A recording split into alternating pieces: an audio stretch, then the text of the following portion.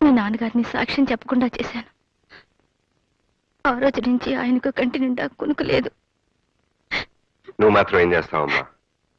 చెల్లి పెళ్లి జరుగుతుందని ఆశపడ్డావు, నమ్మి మోసపోయావు. నా కూతురు పెళ్లి కోసమే అయితే కోర్టులో నేను అలా సాక్ష్యం చెప్పి ఉండేవాడినే కాదు. మాస్టర్ చనిపోతూ సాయిరామన్ నాకు అప్పచెప్పారు. అతని పెళ్లి బాధ్యత కూడా నాదేనన్నారు. ఆ బాధ్యతతోనే నా నిజాయితీని పూడ్చిపెట్టారు. అబద్ధం ఆడకపోయినా నిజం చెప్పలేకపోయారు. అందుకే నాలో నేను కుమిలిపోతున్నాను. ఏమైనా సరే ఆ బుచ్చిబాబుని నేరస్తుడిగా నిరూపించాలి. ఎలా అయినా సరే ఈ పెళ్లి జరిపించాలి. ఆ మద్దతు జరిగినప్పుడు మీరు తప్ప ఇంకెవరు లేరా నాన్నగారు? ఉన్నారు. ఏ ప్రయోజనం? వాళ్ళు వాడికి అనుకూలంగా చెప్తారు కానీ మన తరఫున ఎలా చెప్తారు? అసలు ఎవరెవరు ఉన్నారు? డ్రైవరు, వాచ్మన్, కొడుకు ఉన్నారు.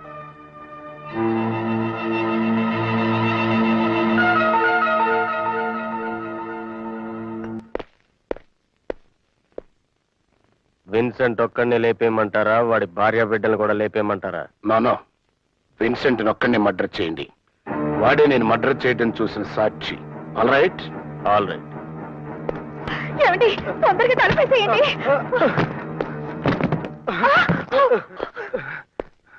నన్ను చంపద్దు. మా అయ్య గారికి వ్యతిరేకంగా సాక్ష్యం చెప్పను.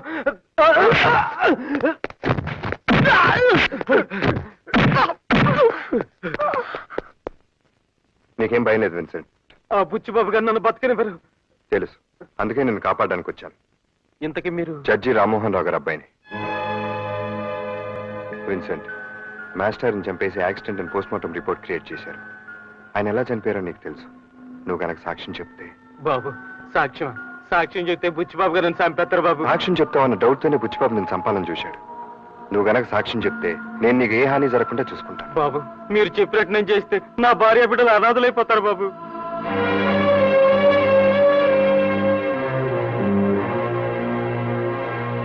కమిషనర్ గారు, గోపాలకృష్ణయ్య గారి హత్యను యాక్సిడెంట్ అని ఏసీపీ గారు పోస్ట్ మార్టం రిపోర్ట్ సృష్టించారు. అది అబద్ధమని, గోపాలకృష్ణయ్య గారిని బుచ్చిబాబే కాల్చి చంపాడని ఆయన వాచ్మెన్ విన్సెంట్ సాక్ష్యం చెప్పాడు. కాబట్టి ఆ శవాన్ని వెంటనే బయటకు తీసి రీపోస్ట్ మార్టం చేయాల్సిందిగా ఆర్డర్స్ తీసుకొచ్చారు. Mister Madhu, please come in. Good morning sir. Morning.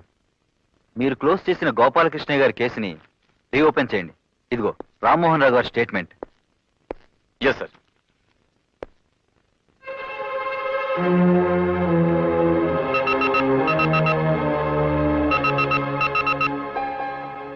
Yes, Gopalakrishna గారి బాడీని రీపోస్ట్ మార్టం చేయించమని కోర్టు నుంచి ఆర్డర్స్తో వచ్చారు మా నాన్నగారు.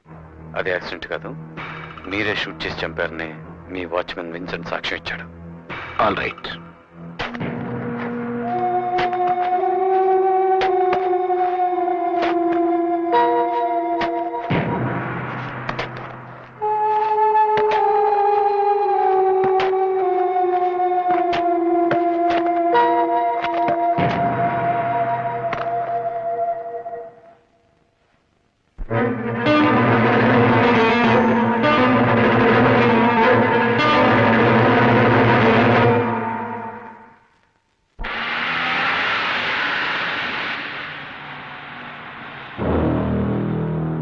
హలో, తండ్రి కొడుకులిద్దరు బాగా దెబ్బతిన్నట్టున్నారు. న్యాయాన్ని పూడ్చిపెట్టడం అంటే ఏమిటో కళ్ళారా చూశారుగా. ఎస్, జడ్జిగా రిటైర్ అయ్యాం. నన్ను రెచ్చగొట్టి జీవితం నుంచి రిటైర్ కావద్దు.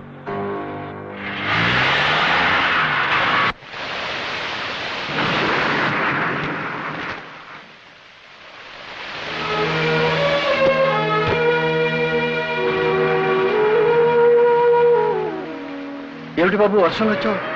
నిన్ను నానమ్మని చూడాలనిపించింది. ట్యూషన్ నుంచి ఇటే వచ్చేసాను. అమ్మ ఇక్కడికి వస్తానంటే కొడుతుంది తాతయ్య. చక్రి, నువ్వు ఇలా చెప్పా పెట్టకుండా వస్తే మీ అమ్మా నాన్న కంగారు పడరు? పడితే పండి, నేను అక్కడికి వెళ్ళను, ఇక్కడే ఉంటాను. నేను అక్కడికి వెళ్తే నన్ను కొడతారు తాతయ్య. కొట్టినా తిట్టినా అమ్మా నాన్నల్ని విడిచిపెట్టి రాకూడదు బాబు. బిడ్డ దూరం అయితే తండ్రి ఎంత బాధపడతాడో నీకు తెలియదురా. హలో సుబ్బారావు గారా, నేను ఏసీపీ మధుర మాట్లాడుతున్నానండి. ఏం లేదండి, మా అబ్బాయి ఇంకా స్కూల్ నుంచి ఇంటికి రాలేదు, మీ వాడికి తెలిసేమోనని. ఒక్కసారి ఇవ్వండి.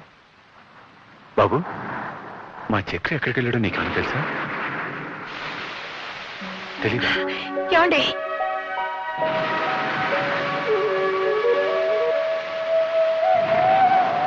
మా బిడ్డను మాకు కాకుండా చేద్దామనా? ఎవరిని అడిగి తీసుకెళ్లారు? దాన్ని ఎవరూ తీసుకెళ్ళలేదు. నేనే తాతయ్య నాన్న చూడాలనిపించెళ్ళాను. తల్లిదండ్రులకు ఎలా ఎదురు సమాధానం చెప్పాలో బాగానే నేర్పించారు. కళ్యాణి,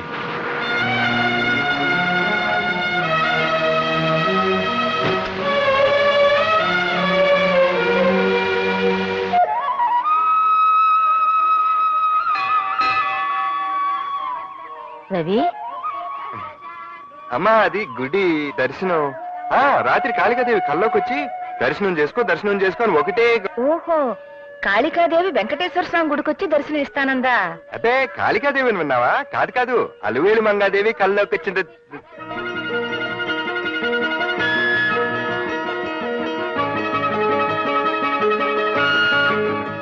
ఏమిటి, అమ్మవారి కల్లో డాన్స్ కూడా నేర్చుకోమందా?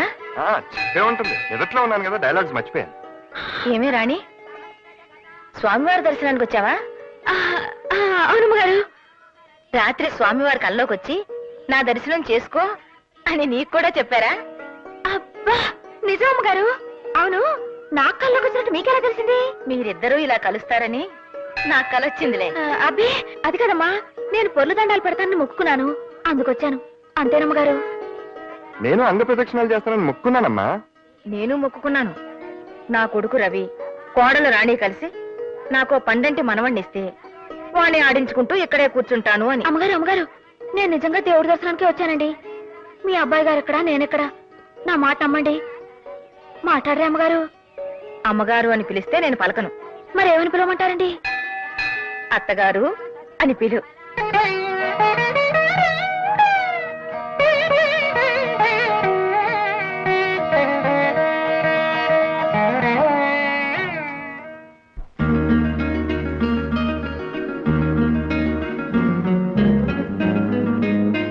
మాట్లాడితే కేసును తిరగదోడుతున్నాడు రామ్మోహన్ రావు. సాక్ష్యం ఇస్తా అన్న విన్సెంట్ ని లేపేశాం. ఇక మిగిలింది బెనర్జీ ఒక్కడే. ఎస్,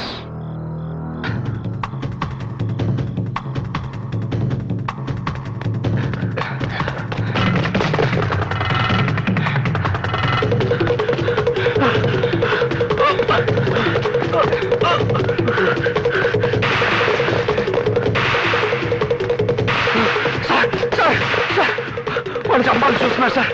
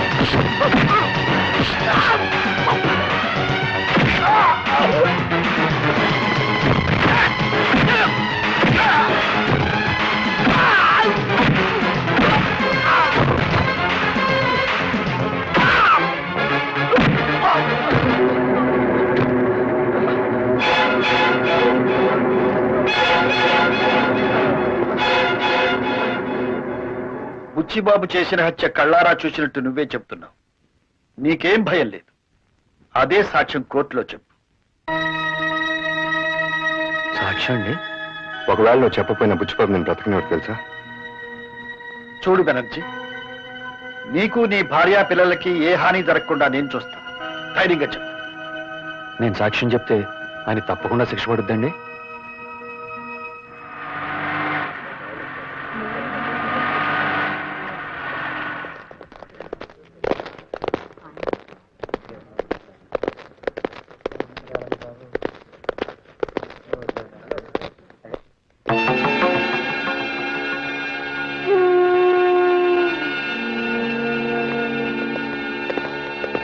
అతని తరఫున రామ్మోహన్ రావు గారు కోర్టుకు పెట్టుకున్న అర్జీని మంజూరు చేస్తూ ప్రాసిక్యూషన్ తరఫున ఆయన వాదించడానికి యాజ్ ఏ స్పెషల్ కేసుగా కోర్టు పర్మిషన్ ఇస్తూ ఇతర సాక్షుల్ని ప్రవేశపెట్టడానికి అనుమతిస్తోంది.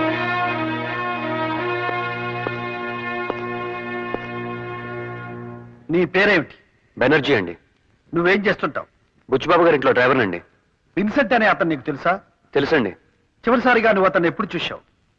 కిందటి శనివారం రాత్రి అండి. ఆ రోజు రాత్రి విన్సెంట్ హత్యని కళ్ళారా చూసిన నువ్వు ఆ హత్య ఎలా జరిగింది, ఎవరు చేశారు, కోర్టు వారికి చెప్పు. ఏంటండి? విన్సెంట్ హత్య? చచ్చిపోయాడండి? ఏమిటి నువ్వు చెప్పేది? విన్సెంట్ ని బుచ్చిబాబు చంపడం కళ్ళారా చూశానని పోలీస్ స్టేషన్ లో నువ్వు రిపోర్ట్ ఇచ్చావు, మర్చిపోయావా? మీ చిన్న అబ్బాయి గారు మీరు అలా చెప్పపోతే నా పెళ్ళాం బిడ్డల ప్రాణాలతో ఉంటాను బెదిరించారు కదండి. సార్ మీరే నా పెళ్ళాం బిడ్డలు కాపాడాలి సార్. రామ్మోహన్ రావు గారు, అది కాదు ఎవరానా. Please cool down.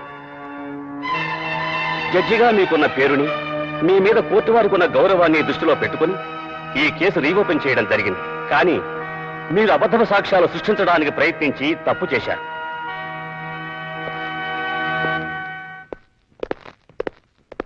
ఏమండే చెల్లిస్తుంటే ఆగరంటే? నా మాట విని ఈ కేసు విత్డ్రా అయిపోండి. ఎస్, నేనేమి హంతకుని కాదండి. నోనో, మీరే పట్టు విడమని విక్రమార్కుల్లాగా నా మీద పగబట్టారు. ఈ కేసును తారుమారు చేయాలని మా డ్రైవర్ని మీ మీదకు ఉసుకెళ్ళిపాను. ఎస్, నేనే. చూడండి, మళ్ళీ ఈ కేసు రీఓపెన్ చేయాలని ప్రయత్నం చేశారనుకోండి, మీకు పిచ్చి పట్టిందని మీ పెద్ద అబ్బాయితోనే సాక్ష్యం చెప్పించి మిమ్మల్ని పిచ్చి ఆసుపత్రిలో తోయించారు.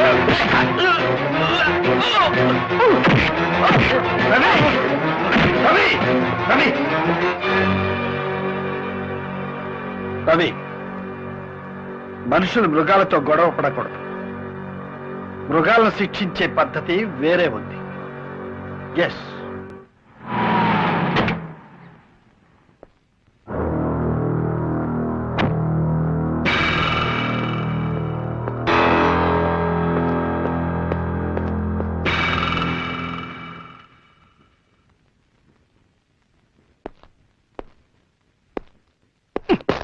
సారీ.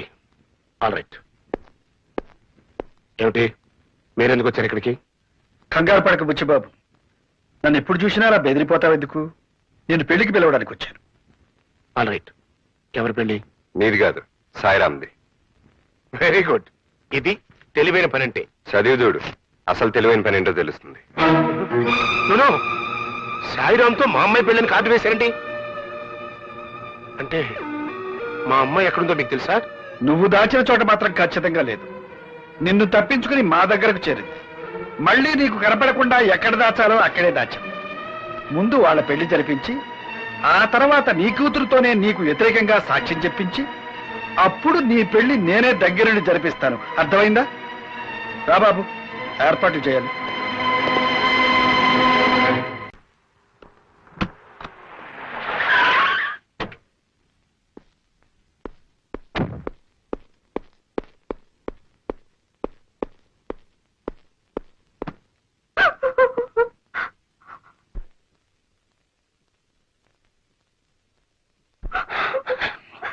All right.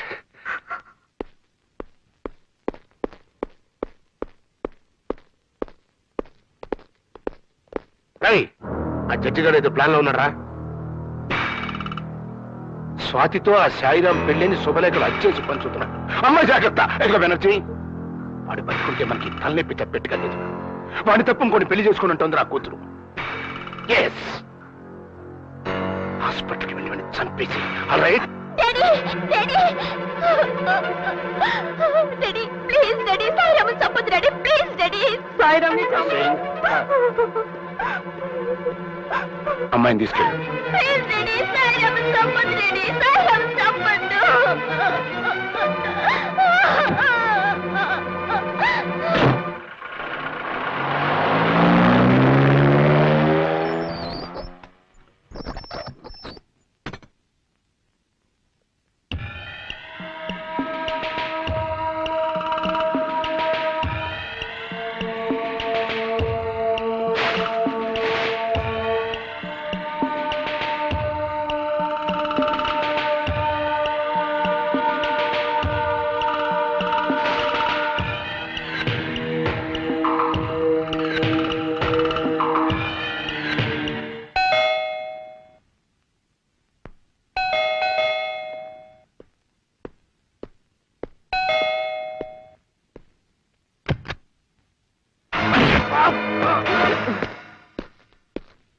కోడి ఒక కోనలో పుంజు ఒక కోనలో పిన్నలేమో తల్లదిల్లు ప్రేమ ఏం లేదు కోనలో.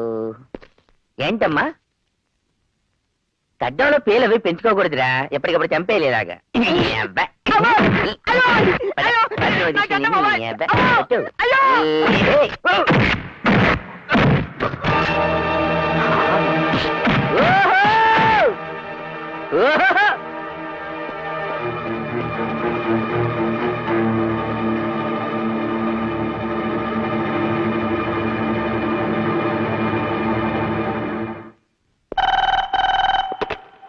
హలో, నా కూతుర్ని నేను దాచిన చోటు నుంచి ఎత్తుకుపోయాడు.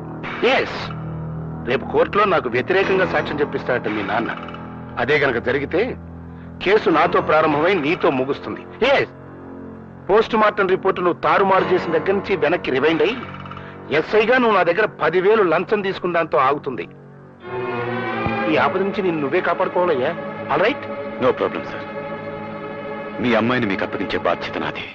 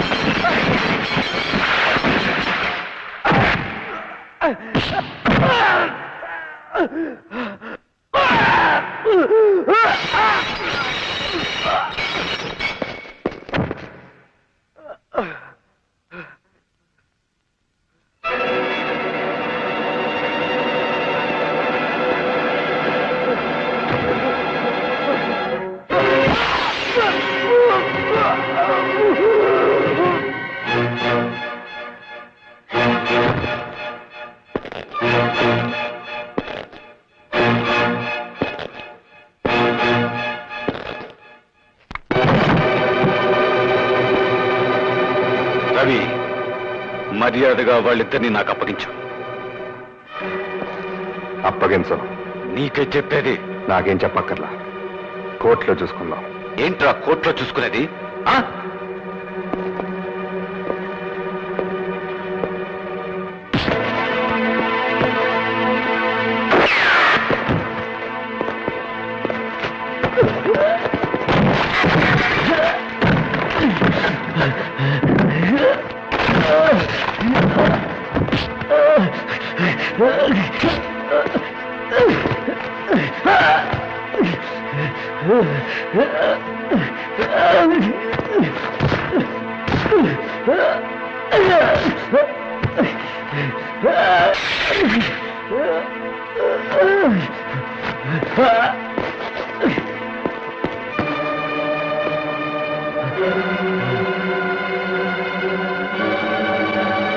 ఇటండి.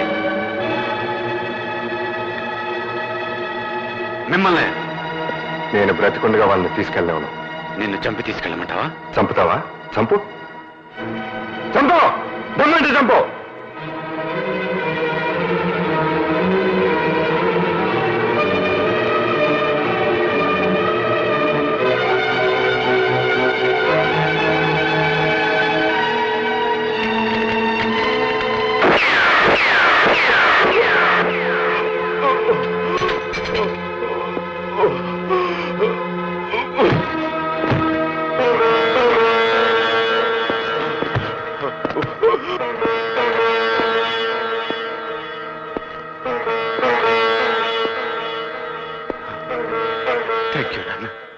థ్యాంక్ యూ వెరీ మచ్ నాన్న.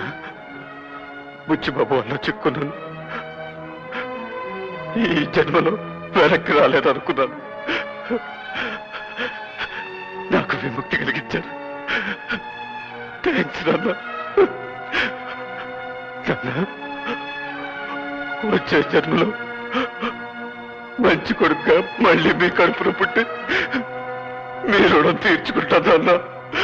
మీ రుణం తీర్చుకుంటాను.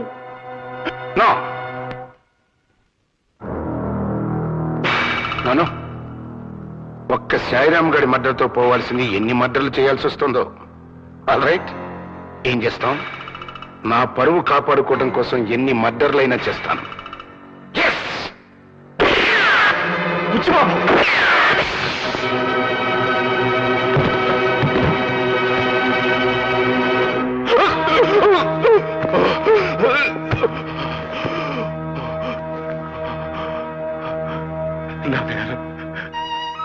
ఎన్నో తప్పులు చేసింది నాకు. చివరి క్షణంలో ఈ మంచి పని చేశానన్న తృప్తి మిగిలింది. నాకది మధు, మధు,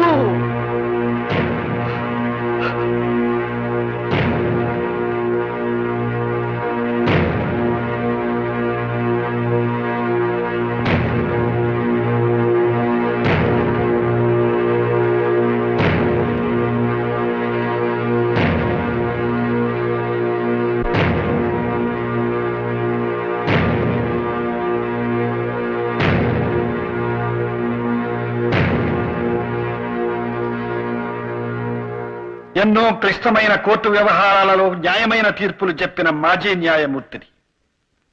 నా కుటుంబ విషయంలో కూడా ఒక కఠోరమైన తీర్పునిచ్చి నేరస్తుడిగా మీ ముందు నిలబడ్డాను.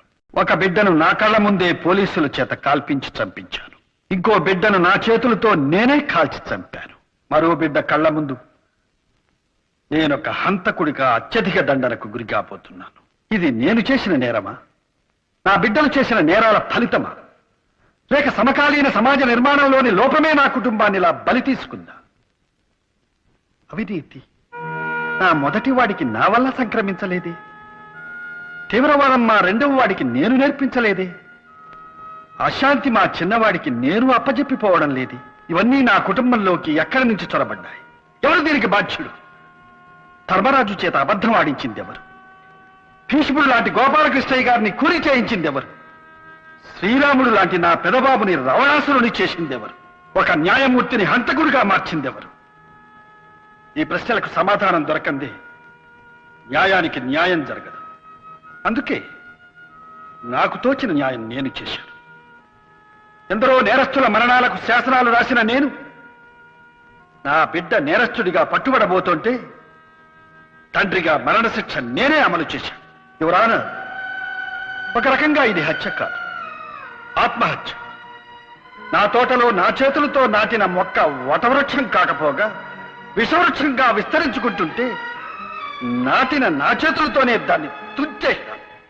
అవును, వాడికి జన్మనిచ్చింది నేను. సావు మాత్రం ఇవ్వకూడదా? ఎప్పుడో ఎవరి చేతుల్లోనో దుర్మరణం పాలు కావలసిన వాడిని కనికరించి నా చేతులతో నేనే చంపేశాను. Yes, it is mercilessly mercy killing, your honour. Mercy killing.